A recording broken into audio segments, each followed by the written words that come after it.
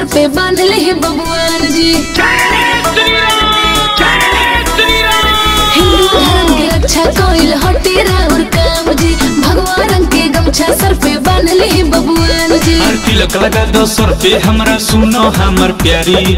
राम लला के जुलूस के हो खतावे तैयारी। नारा बोली बबुआ जय श्री राम। बोली बोली बबुआ जय श्री राम। जय श्री राम। जय श्री राम। जय Shri Ram. Music by Prince पवन।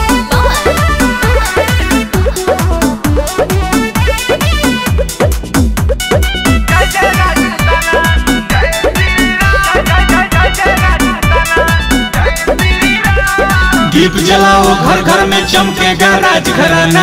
रघुवंशी के वंशज हैं हम जय जय राजपूताना।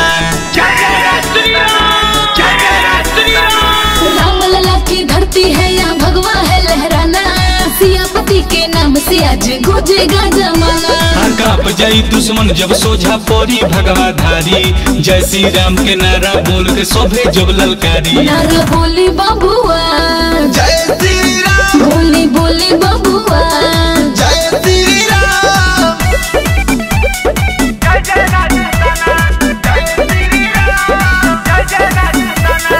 जय श्री राम। जय श्री राम। जय श्री राम। जय जय राजपूताना। बहुत हो गया अत्याचार अब राम राज है लाना। नहीं झुकेगा अब ये हिंदू सबने मन में ठाना।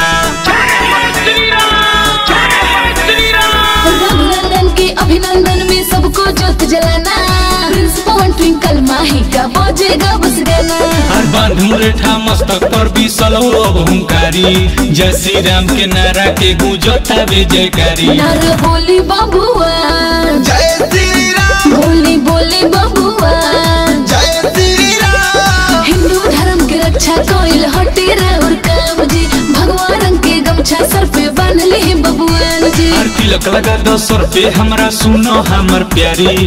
राम लला के जुलूस के हो खतावे तैयारी। नारा बोली बबुआ जय श्री राम। बोली बोली बबुआ जय श्री राम। जय श्री राम। माही डिजिटल रिकॉर्डिंग स्टूडियो छपरा।